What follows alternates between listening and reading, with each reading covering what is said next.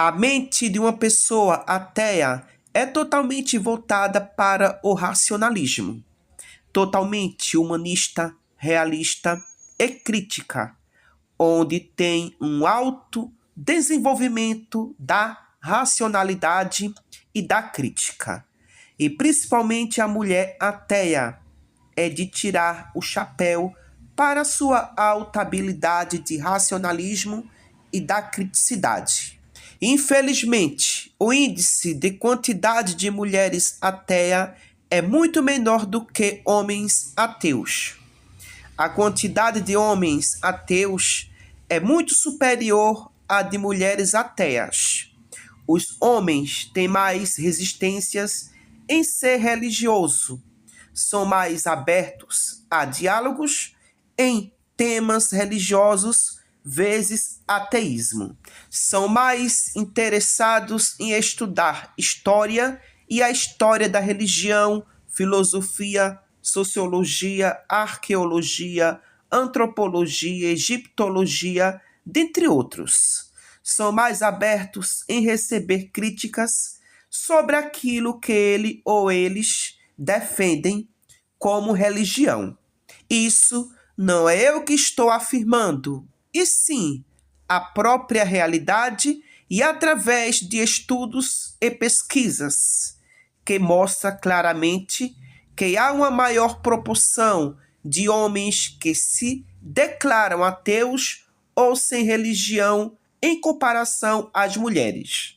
Pesquisas de sociologia da religião, incluindo dados globais e brasileiros, frequentemente mostram que mulheres tendem a ser mais religiosas e frequentar mais igrejas do que os homens. Em diversas culturas, mulheres demonstram níveis mais altos de fé e prática religiosa. No Brasil, levantamentos apontam maior assiduidade feminina em templos religiosos. Embora os homens sejam maioria entre os ateus, o grupo dos sem religião, que inclui ateus e agnósticos, tem crescido no Brasil, atingindo quase 10% da população no censo de 2022. Embora homens sejam mais propensos ao ateísmo, a religiosidade continua sendo uma característica cultural e social forte, muitas vezes transmitida e mantida pelas mulheres nas famílias. Essas dependências das mulheres à religião, isso é uma grande arma perigosa para os pastores se aproveitarem, porque eles usam a Bíblia para culpar as mulheres da mitologia do pecado original, onde a mulher se sinta humilhada e responsável, sendo obediente e escrava do sistema religioso cristão. E quando a gente vê uma mulher com um potencial de racionalismo e crítica ateísta, como a de Aline Câmara, isso é surreal e extraordinário, porque aqui no Brasil, o mais que a gente vê no nosso dia a dia são mulheres escravas e retardadas do sistema religioso cristão. Isso estou me referindo a mulheres que têm conhecimentos acadêmicos, que têm ensino superior e tudo mais, mas que é um cão adestrado do sistema religioso, onde só repete e reproduz tudo aquilo comandado e administrado pelos líderes religiosos. Então, parabéns para essa guerreira do mundo do racionalismo e da criticidade. Algo que o Brasil está precisando, que mais mulheres que se despertem do mundo fantasioso, da mentira e da prisão psicológica e física que o sistema religioso cristão implantou. Porque nós não precisamos de religião, nós precisamos de humanismo.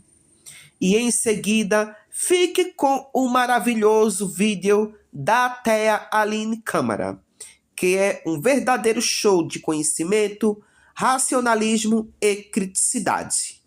Não era algo que você estava dando alimentos porque você estava servindo aos outros. Não, você estava como se você estivesse pagando impostos. No decorrer da história cristã, o que a gente vê é inquisição, é perseguição, é guerra, cruzadas. O que a gente vê é isso, genocídios atrás de genocídios. E aí, a gente está falando de um livro que é chamado de Palavra de Deus, um livro sagrado, e que as pessoas cometem atrocidades em nome dele. E aí, se a gente pegar, por exemplo, uma tabela periódica, você está falando que é questão de interpretação, mas se a gente pegar uma tabela periódica e a gente levar ela para a China, para a Ásia, para a África, para qualquer lugar, quando as pessoas pegarem a tabela periódica, elas vão interpretar de uma forma só. Por que a Bíblia é passível de tantas interpretações? Por que cada um faz a sua própria interpretação se ela é palavra de Deus e ela veio para libertar? Por que algumas pessoas conseguem compreender a Bíblia e outras não? A gente vive num país onde 29% da população é analfabeta funcional. Dessas 29%, 12% elas têm ensino superior. E as pessoas não sabem o que as palavras significam. As pessoas não sabem interpretar um texto. Se a gente falar com um pouquinho mais de complexidade aqui, muitas pessoas não vão saber interpretar. Muitas pessoas vão dizer, inclusive, que eu sou a favor do extermínio dos cristãos, como pegam alguns vídeos meus e falam isso. Quando eu estou falando da religião, eu não falo da fé individual. As pessoas podem ter a fé individual e eu não tenho absolutamente nada contra isso, nem devo ter, porque isso é pessoal. Só que a gente está falando de uma religião que não é sobre fé pessoal, é uma religião de imposição e de pregar o evangelho a toda criatura. Logo no começo do livro de Gênesis, já diz lá que, inclusive... quando diz lá no versículo, lá em Gênesis, que Deus manda o homem dominar sobre toda a criatura. Que, inclusive, a teologia de domínio usa esse versículo para hoje estar implementando essa teologia de domínio, né? Desde 1970. Então, deveria um livro sagrado, que é para a libertação, ter diversas interpretações? Deveria um livro sagrado ter 33.800 denominações, cada uma com a sua interpretação a bel prazer? E aí a gente vê que, é claro, né, hoje tem os pastores que se dizem progressistas, que não são progressistas, são pastores reformistas, né, que pegam ali, fazem um malabarismo para poder... para que a Bíblia caiba na atualidade. Isso aconteceu em diversos momentos da nossa história. O que o cristianismo não quer é morrer. Ele não quer acabar. Ele não quer acabar. Então, o que vai acontecendo? Vai acontecendo essas reformas. Aí eu pego, vou fazendo ali as minhas interpretações, embora esteja escrito justamente, está escrito aqui, ó.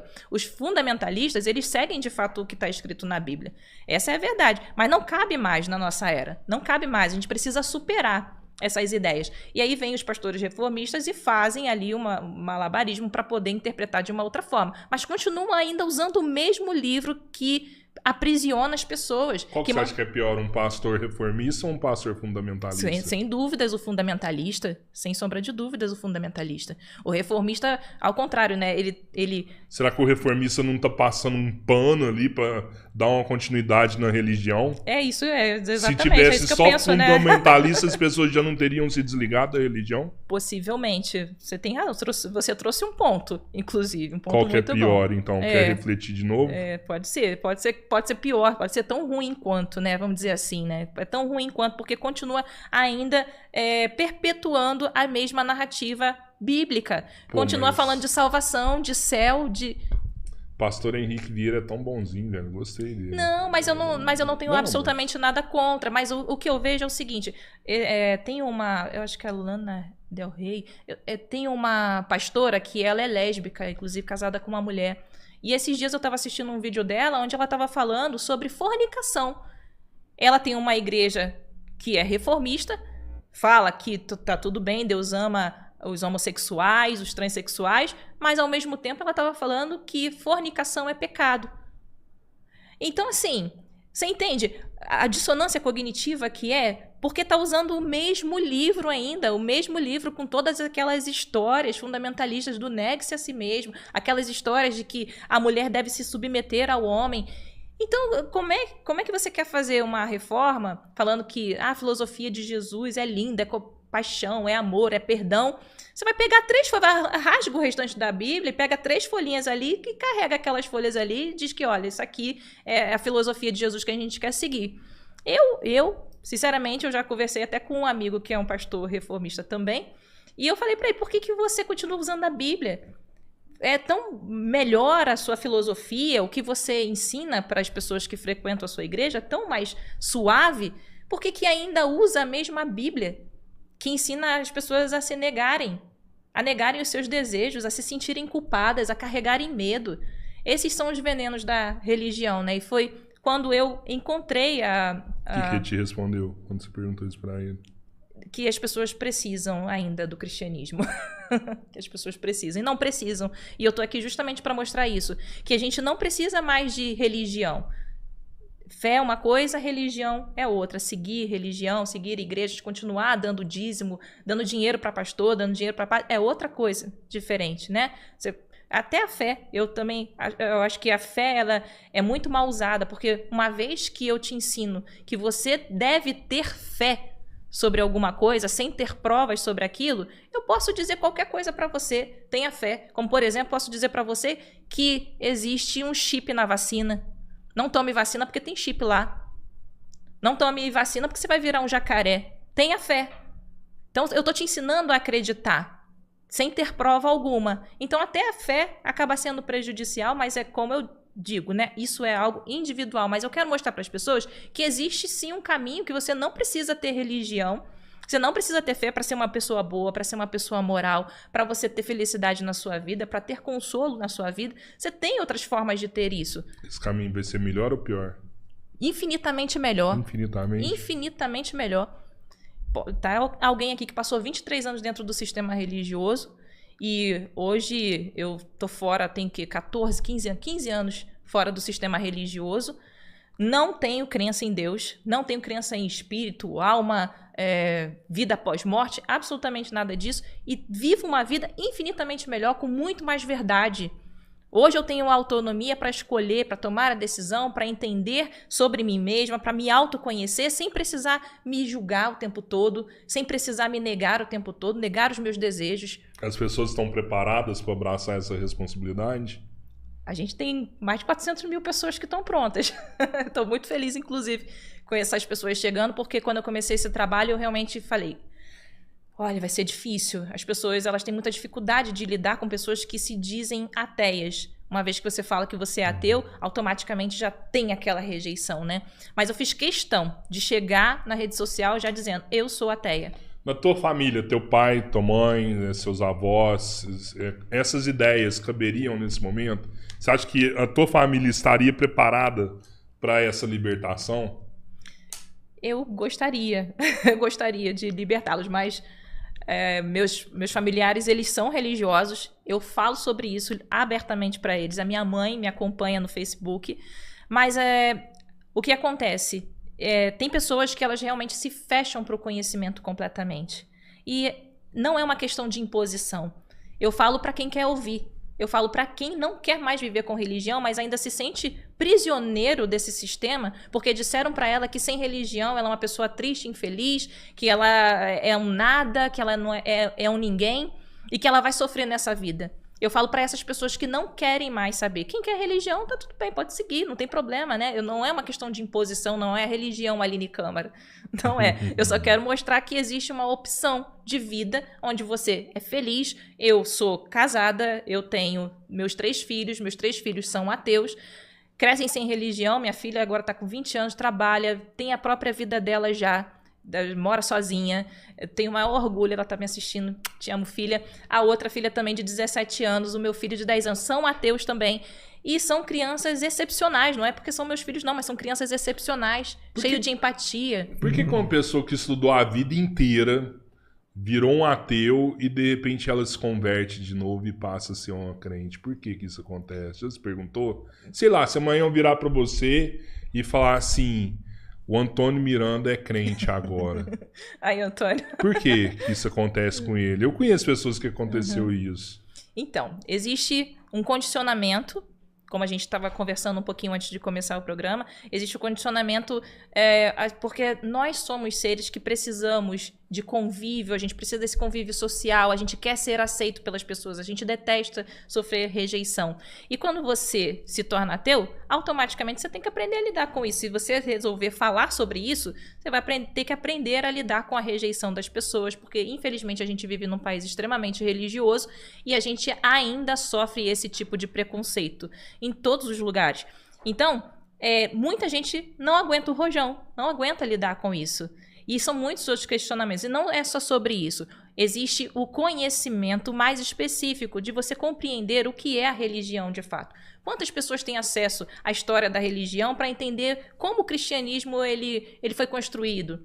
Quantas pessoas sabem disso? Tem gente que realmente são intelectuais, né? Tem muito conhecimento, mas não tem conhecimento ainda a respeito da religião. Não é porque você é um intelectual que você vai ter conhecimento sobre tudo. Eu não tenho conhecimento sobre tudo, né? Mas a gente tem conhecimentos mais específicos que fazem com que a gente realmente entenda que aquilo ali não é possível que exista, né? Então a gente acaba se tornando ateu. E aí tem pessoas que vão dizer que são ateias, mas são simplesmente pessoas sem religião. São pessoas que não frequentam religião nenhuma, e aí elas falam, não, eu sou ateu, mas ela não sabe nem o que significa ateísmo de fato, né? Você falou que você tem três filhos e que eles são bacana pra caramba, que hoje você é feliz, que você vive bem. Quais são os termos que você classifica, que você usaria para falar assim, não, meus filhos são bons porque eles fazem isso? Meus filhos, eles têm compaixão pelas pessoas, eles têm muita empatia, eles não julgam as outras pessoas por quem elas são, sabe? O que eu sei muito bem disso porque eu cresci nesse meio. A gente aprende na igreja a olhar para os outros e colocar um rótulo. Você é um homossexual, logo eu não devo andar com você. Se você pertence a Umbanda, a um candomblé, eu não posso andar com você, você não é uma boa pessoa. Se você é um ateu, eu não posso andar com você, você é filho das trevas. E as trevas não se misturam com a luz. Então, o cristão, ele está sempre se colocando acima de todos os outros. Ele é a luz, ele é o alecrim dourado, e que ele não pode se misturar com o resto, com os ralés. E os ralés são sempre aqueles que pensam de forma diferente. É a menina que é livre e a outra menina que é cristã não pode andar com ela porque ela vai se misturar. Quem se mistura com porco farelo come, porque aquela menina é uma menina livre e, né, tem uma vida talvez sexual mais livre ou se veste de uma forma diferente. Logo aquela menina vai influenciar você aqui, minha filha, então você não pode andar com ela. Você não pode andar com homossexual, senão você pode se tornar um homossexual. Você não pode, se você é de direita, você não pode andar com esquerda, porque geralmente o cristão, ele é de direita, né? Mas você não pode andar com o esquerdista, porque senão você vai ser influenciado por ele e acaba causando toda essa segregação na nossa sociedade, né? Então, quando a gente fala de problemas estruturais, a gente fala justamente disso, né? Porque a religião, ela ensina sobre essas divisões. E aí, as pessoas que vivem dentro da religião acabam, a criança que é ensinada ali dentro, ela já cresce com esse sentimento de superioridade, que ela é diferenciada, que ela é escolhida, que ela é luz e o resto é trevas. Então, é esse ponto que eu mais vejo ali nos meus filhos, sabe? Porque eu admiro, porque eu vejo que eles são pessoas que têm compaixão com os outros, são muito crianças, né, e adolescentes, a minha filha já adulta, são muito amorosos com os outros, têm muito respeito pelas pessoas, independente de rótulo, independente de quem elas são, da idade, de cor, independente de qualquer coisa. Então, eu entendo isso como algo bom, não só para mim como mãe, mas para a sociedade como um todo. E essa é a minha ideia de tratar essa questão do trauma religioso, porque o trauma religioso, ele não é só individual. Você não vive isso só individualmente, você vive isso de forma coletiva. Entende? Desde a nossa colonização é que a gente vive esse trauma coletivo. E, voltando ao ponto dos problemas estruturais, quando a gente fala de misoginia, de machismo, de racismo, de escravidão, que a gente ainda vive isso nos dias de hoje, quando a gente vê a homofobia, tudo isso que são problemas estruturais, a gente percebe que veio da religião. A religião, ela vem sustentando isso, ela vem fundamentando essas ideias e reforçando essas ideias na nossa mente, que até pessoas que não têm religião, ou pessoas de outras religiões, elas continuam reproduzindo essas mesmas coisas. Porque as religiões foram sincretizadas, né? Todas as religiões aqui no nosso país, por mais que você seja um bandista, candomblessista, que você seja budista, você vai acreditar na figura de Jesus, você vai acreditar em Deus, no Deus cristão. Você vai fazer isso porque as religiões aqui foram sincretizadas para continuarem existindo. Então, esses problemas estruturais a gente só resolve superando toda essa colonização que foi feita na nossa mente, que foi feita na nossa sociedade. A gente precisa parar de repetir, né, essas ideias que vieram da religião. Mas primeiro a gente precisa se tornar consciente. Primeiro precisa se tornar consciente. De onde veio isso? Por que eu penso como eu penso sobre uma pessoa negra? Por que quando um negro chega perto de mim num ponto de ônibus eu fico com medo? Por que eu me sinto assim? Eu me sinto inseguro com isso. Por que a mulher, né, ela entende o machismo do homem como não, o homem é assim mesmo, isso é coisa de homem? Por que o homem também entende que é coisa de homem quando ele grita com uma mulher? Quando ele se desfaz de uma mulher? Por que ele entende que isso é assim mesmo?